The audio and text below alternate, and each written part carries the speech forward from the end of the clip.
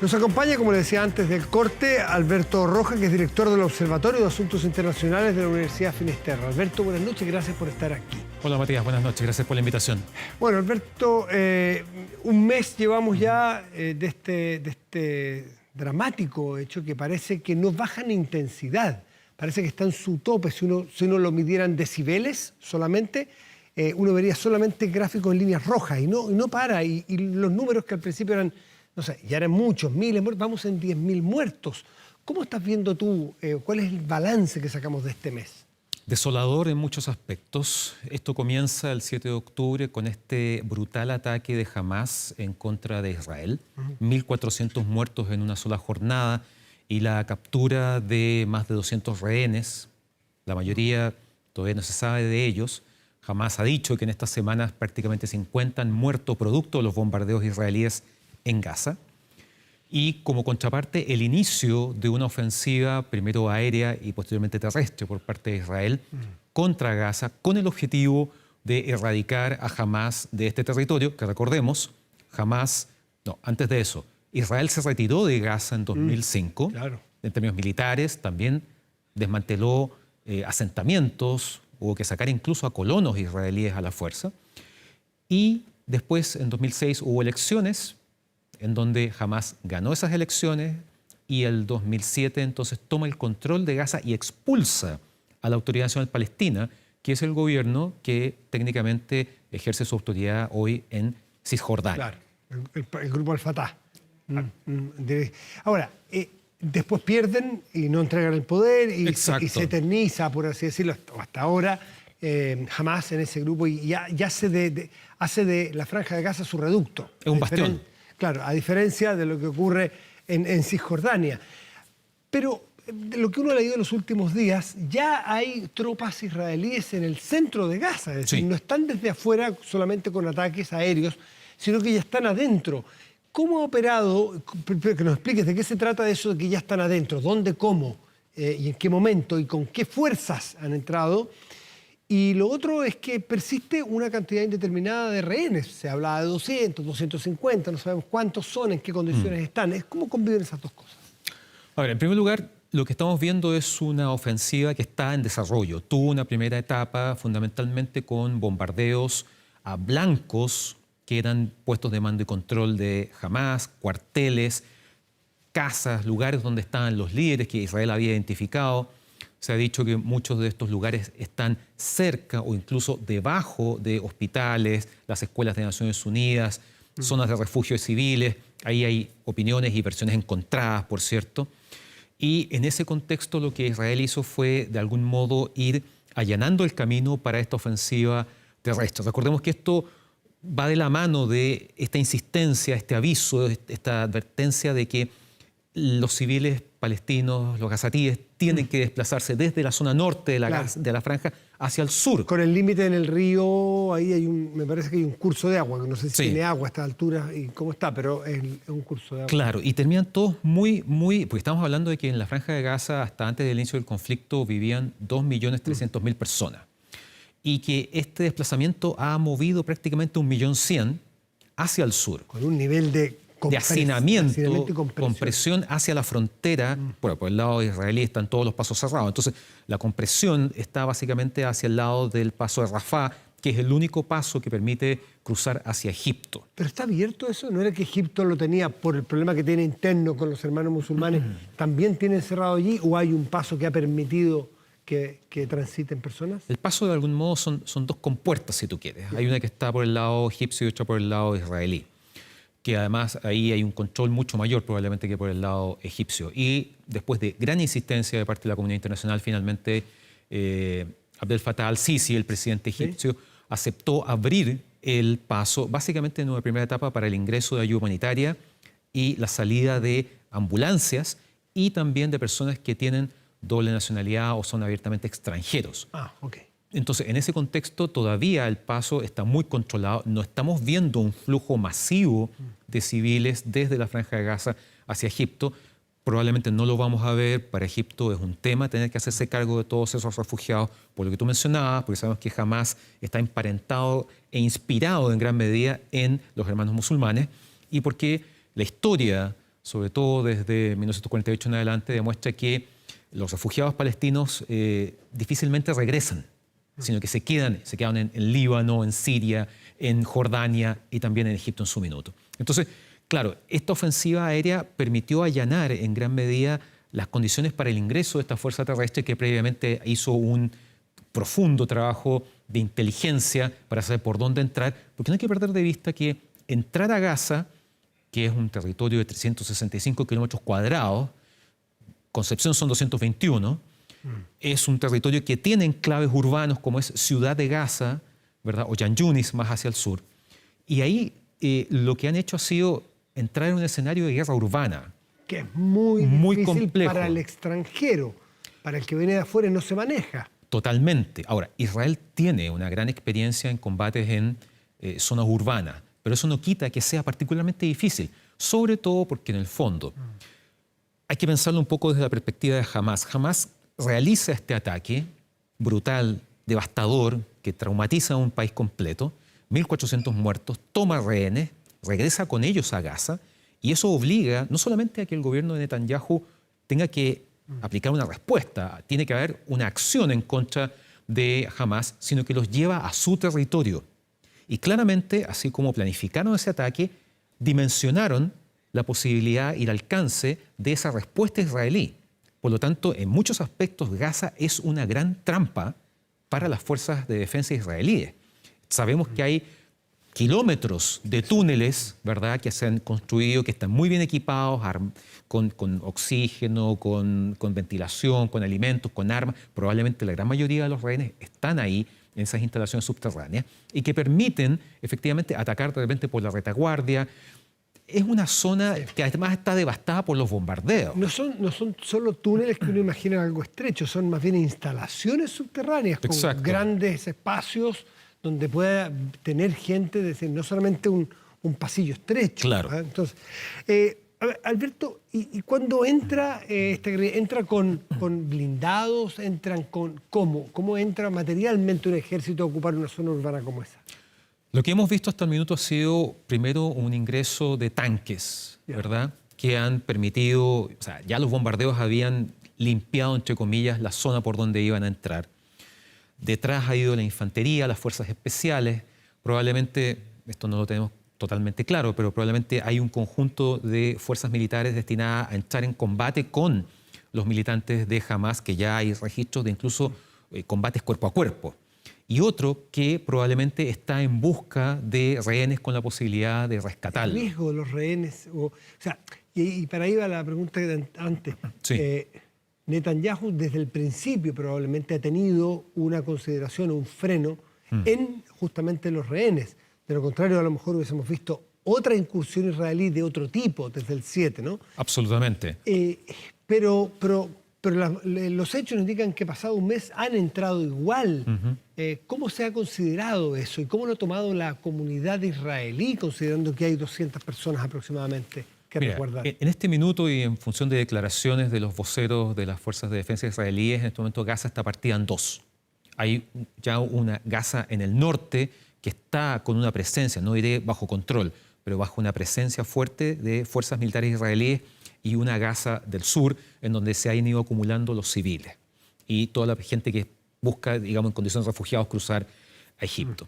Hay que considerar que aquí hay distintos actores. O sea, cuando uno habla de Israel o habla de Palestina, uno tiene que mirar un poco, hacer un zoom in a esto. O sea, cuando hablamos de Israel estamos hablando de un país que ha sufrido un golpe tan duro probablemente como el que vivió Estados Unidos en los atentados del 11 de septiembre del 2001. A ese alcance. O sea, un atentado terrorista a gran escala, enfocado en civiles, etc. Otra cosa es el gobierno que lidera el primer ministro Benjamin Netanyahu. Y otra cosa es la opinión pública israelí en este minuto. Que puede haber cambiado porque Netanyahu estaba sufriendo antes del 7 de octubre ya una tremenda crisis política y de opinión pública. Y entonces, ¿qué es lo que pasó después de eso? O sea, Netanyahu venía enfrentando las acusaciones de corrupción de su gobierno y la controvertida y muy polémica reforma al sistema judicial que había polarizado a Israel a niveles nunca antes vistos. En ese aspecto, claro, después de los ataques del 7 de octubre, la gran voz que surge de Israel es la respuesta. Esto no puede quedar sin una ¿Se represalia. logra unificar esa voz dentro de Israel? Me parece que en ciertos aspectos sí, pero por otro lado está con mucha fuerza las demandas de los familiares y también de otras, no necesariamente familiares directos, pero otros sectores de la sociedad israelí que en el fondo dicen, aquí la prioridad son los rehenes. Y hemos visto en conferencias de prensa, en manifestaciones en las calles, pancartas y vocerías en donde se dice, nosotros estamos dispuestos a que el gobierno entregue lo que haya que entregar para lograr el regreso de los rehenes. Lo cual es muy complejo porque se sabe que históricamente los gobiernos no negocian con el terrorismo, aunque ha habido casos en los cuales efectivamente así ha sido. Entiendo que ha habido cambios de un soldado por mil presos. Precisamente iba a ese ejemplo. Hace algunos años un soldado israelí que fue secuestrado fue canjeado por 1000 combatientes de Hamás que estaban en cárceles israelíes. Durante esta semana se habló de que en algún momento Hamás podía estar dispuesto a canjear a los rehenes por 6000 combatientes de Hamás que están en cárceles israelíes. Aquí entre medio hay cosas que sabemos que están pasando pero no se ven, como por ejemplo las gestiones que se están haciendo en y a través de Egipto y en y a través de Qatar, que son los lugares en donde se pueden encontrar o se pueden enviar mensajes, propuestas, como para tratar de establecer algún tipo de negociación que son completamente paralelas a la ofensiva militar. Y en ese aspecto, claro, Netanyahu está completamente presionado, por un lado, por la necesidad de demostrar que su gobierno tiene una posición fuerte y que va a ir hasta las últimas consecuencias en contra de Hamás, y al mismo tiempo, cómo rescata a todos esos rehenes en medio de una ofensiva que ha sido completamente demoledora. ¿Y cómo le ha funcionado a Netanyahu, que tan pronto tuvo el problema del 7 de octubre, inició un cambio en su propio gobierno e hizo un gobierno de unidad nacional, incluyendo a casi todas las fuerzas opositoras, o a buena parte, no todas? Los principales actores. Claro.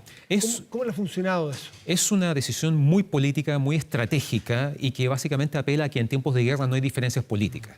¿Te fijas?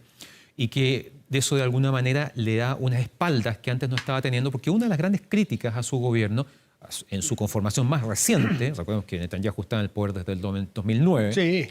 Esta última composición es una composición muy radical. Muy ultra en muchos sentidos, muy conservadora, partidos religiosos, partidos ultranacionalistas, que nunca han estado muy abiertos a dialogar o reactivar el proceso de paz que está en punto muerto, ciertamente. Y en ese aspecto, incorporar nuevos actores políticos, sobre todo de la oposición, busca de algún modo generar un sentimiento de unidad y hasta cierto punto un apoyo consensuado a las medidas y decisiones que esté tomando.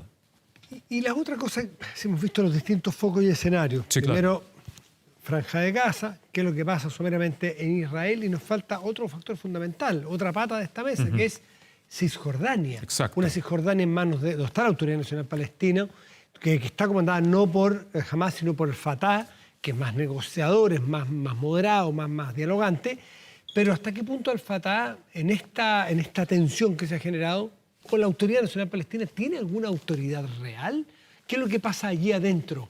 Esas sí que son zonas además que están muy convulsas, porque ahí hay ocupación israelí en el territorio palestino, hay colonos israelíes en otras zonas y además están los palestinos. Exacto. Entonces, ¿cómo está funcionando eso? ¿Cómo se está dando la situación ahí? Ese es un frente al cual Israel también le está prestando mucha atención. Desde que esta crisis comenzó, han muerto prácticamente 115 palestinos en situaciones en las cuales incluso hay testimonios, los leía en el New York Times, de colonos armados que se acercaron a enclaves palestinos y dispararon abiertamente con armas de guerra, sin que fueran de Hamás o hubiese habido alguna provocación.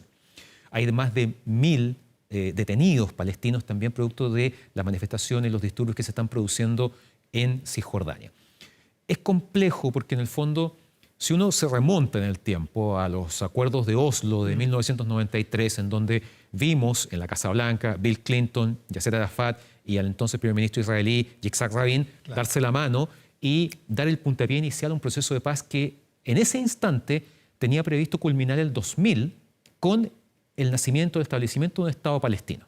Y estamos en el 2023 y sabemos que eso no se concretó. Entre medio, el proceso de paz descarrila. Yitzhak Rabin es asesinado en 1995 por un israelí ultranacionalista. Después la llegada de Netanyahu, después la llegada de Ariel Sharon congela las negociaciones y el diálogo con Yasser Arafat. Y en 2004 Arafat fallece. Y ahí asume Mahmoud Abbas, quien está a la cabeza de la Autoridad Nacional Palestina hasta hoy. En ese contexto, después de tantos años de gobierno, fundamentalmente de Benjamín Netanyahu, lo que pasó es que en el fondo nunca se movió la aguja en función de intentar retomar por parte del gobierno de Netanyahu, hago la precisión, las negociaciones, relanzar el proceso de paz. En algún momento con George Bush hubo un intento, Obama hizo otro tanto, no hubo acuerdo. Trump, de algún modo, se alinea mucho con Netanyahu al punto que mueve la embajada desde Tel Aviv a Jerusalén. Entonces, lo cual le quita también piso a Estados Unidos como negociador o alguien que ofrece su beneficio, pierde esa condición. Entonces, durante todo este periodo, el efecto de eso es que la Autoridad Nacional Palestina, que es el gobierno organizado, electo, que tiene reconocimiento internacional, que tiene una embajada acá, se ha debilitado. Esa es la cabeza de playa para cualquier negociación. Absolutamente. Si se debilita la autoridad de Abu Mazen o de Mahmoud Abbas, ¿con quién se va a negociar? Exacto. No se va a negociar con Hamás. Por supuesto. Y en la medida que se invisibilizó, se ninguneó, si tú quieres, a la Autoridad Nacional Palestina, al debilitarla, fortalecieron a Hamás. Y muchos sectores palestinos dicen, bueno, Hamás es la alternativa o ha sido la alternativa en algún minuto porque la Autoridad Nacional Palestina no ha hecho nada, no tiene capacidad de presión, por más que habla en foros internacionales nadie la escucha, etc. Entonces, en este minuto es muy importante que haya un rol de parte de la Autoridad Nacional Palestina en este contexto, porque es la alternativa frente a Hamás. Y por eso, de hecho, hace algunos días, Antony Blinken, el secretario de Estado, estuvo reunido con Mahmoud Abbas y le dijo, necesitamos que la Autoridad Nacional Palestina se involucre de manera más profunda en este tema. Claramente ahí también están un poco entre la espada y la pared, porque no pueden salir avalando a Israel en este ataque a Hamás, pero tampoco pueden respaldar a Hamás, porque en el fondo el resto de la comunidad internacional ha cerrado filas en torno a ciertos consensos, y uno de ellos es que Hamás es un grupo terrorista. Déjame ver un poco más allá de estas fronteras y los actores evidentes, que son los que están allí, en la primera línea del conflicto. Se habló mucho de Irán al principio, pero estuve leyendo un poco después que Irán, al parecer, no sé qué has leído tú, que lees mucho más y más profundamente, no habría estado tan contento con este ataque, que una cosa es apoyar a Hamás en lo general, en lo macro, pero otra en el ataque puntual, ni cómo lo hizo, ni cuándo lo hizo, ni en el momento. Porque Irán, según le dije algunas cosas, Irán también tiene sus propias negociaciones, tiene algunas otras negociaciones diplomáticas de largo plazo que tiene que hacer y esto de alguna manera los puede entorpecer. Y a mí me hizo sentido el que a Irán lo veo más retirado, a Irán lo veo menos activo de lo que uno pudiera pensar. Que si jamás hubiese sido el brazo o el títere de Irán, una vez que actúa este brazo, Irán hubiese dado el paso y el zarpazo para estar más encima. Pero Irán, no sé, es una percepción. Lo veo un poco más silente, más retirado, más distante de lo que hace Hamás. Yo creo que eso hay que verlo desde distintos puntos de vista. En primer lugar, históricamente Irán ha sido un patrocinador muy generoso con grupos como Hamás, Hezbollah, Yihad Islámica, Palestina, etcétera. ¿Te fijas? Porque no hay que olvidar que en el contexto de Medio Oriente hay una guerra fría entre Arabia Saudita e Irán. Arabia Saudita, un reino, el bastión sunita, gran actor en términos energéticos, cercano a Estados Unidos. Irán, un país persa, ¿verdad? Una teocracia, tienen agendas distintas. Muy cercano a la Unión Soviética en su momento. En su momento. Y hoy día a Putin, supongo, que también tiene algunos vínculos. Claro, porque de algún modo se han ido alineando en tanto tienen en común esta rivalidad o enemistad con Estados Unidos. En ese aspecto, yo te diría que efectivamente Hamás ha logrado organizarse en muchos aspectos gracias a Irán. El 2000, porque desde que Hamás controla Gaza, ha habido otros enfrentamientos con Israel, entre 2008 y 2009, 2012, 2014, 2021 y ahora este año. Ya en 2021, Hamás había atacado con drones explosivos, fabricados aparentemente en Gaza, pero sobre la base de diseños o tecnología de drones iraníes. Y sabemos que Irán, así como ha desarrollado un frente muy efectivo en el tema de ciberseguridad nuclear y también con drones. O sea, Irán le está vendiendo drones a Rusia para que los use en Ucrania. Entonces, en ese aspecto, vemos que Irán tiene una carta ahí. Ahora, Irán ha tomado distancia, como tú bien dices, respaldando, apoyando esta reivindicación de parte de Hamás, pero no ha ido más allá. Pero no en la acción concreta. No, porque en el fondo recordemos que una de las primeras medidas que toma el presidente Biden es el despliegue del portaaviones Gerald Ford y posteriormente un segundo portaaviones, que no están pensados para entrar en combate apoyando a Israel, por ejemplo, sino que son un elemento de presencia disuasiva precisamente para frenar cualquier intento de Irán de actuar de alguna manera. Ahora, si uno mira un mapa de Medio Oriente, uno se da cuenta que Irán está lejos. O sea, para poder llegar técnicamente a las fronteras de Israel, tendría que pasar por Irak y de ahí pasar por Jordania o por Siria. Y eso ya es muy difícil. Un ataque con cohetes desde Irán a Israel se ve difícil. Probablemente sería interceptado por Estados Unidos o incluso por el sistema de escudo antimisiles. Entonces, en ese aspecto, claro. Ahora, lo que pasó el 7 de octubre, muchos se ha escrito que dicen jamás no pensaba que iba a lograr tanto, no pensó que iba a llegar a entrar 25 kilómetros dentro de Israel. Pero tiene elementos que indican que esto se planificó durante mucho tiempo. No es accidental que esto ocurriera 50 años y un día después de la guerra del Yom Kippur, cuando Egipto y Siria toman por sorpresa a Israel, probablemente la única vez dentro de las 4 guerras árabes israelíes, y que lo hacen retroceder en primer momento y finalmente Israel da vuelta a la guerra. Hay indicadores de eso, toda la planificación de cómo derribar y sobre todo cómo neutralizar la barrera que divide Gaza de Israel. O sea, estamos hablando de un modelo completamente distinto al que hay en Cisjordania, muy electrónico, muy digital, con torres, con sensores, cámaras, etcétera. Eso fue lo primero que destruyeron con los drones de Hamás y teníamos soldados israelíes viendo pantallas en las torres de vigilancia más que patrullar permanentemente. Entonces de repente se quedaron ciegos, sin información, sin sensores, sin datos, y eso fue lo que aprovechó precisamente Hamás. Entonces fue un ataque muy bien pensado y yo insisto en la idea de que en el fondo lo que buscó no solamente fue causar un gran daño a Israel, sino obligarlo a lanzarse sobre Gaza. Para traerlo a su trampa. Exactamente, porque además, y esto no lo hemos visto todavía con total claridad, para Israel es muy importante no solamente saber cómo entra a Gaza, sino cómo sale. Y sobre todo, cuándo y cómo. Hemos visto que el primer ministro Netanyahu habló de que probablemente Israel va a mantener un rol de seguridad por tiempo indefinido en Gaza después de supuestamente erradicar a Hamás. Pero ¿qué significa eso? Todavía no lo sabemos. Israel estuvo 38 años controlando Gaza hasta que se retiró en el 2005. Y esto se puede transformar en lo que fue para Estados Unidos Irak, por ejemplo. Ay, un mes recién ha pasado y parece que no baja de intensidad, sino que aumenta en complejidad. Alberto Rojas, director del Observatorio de Asuntos Internacionales de la Universidad de Finisterra, gracias por estar aquí dándonos esta clase bien magistral y bien amplia y completa sobre este drama de la zona del Medio Oriente. Gracias, Alberto. Gracias a ti. Muy bien. Muchas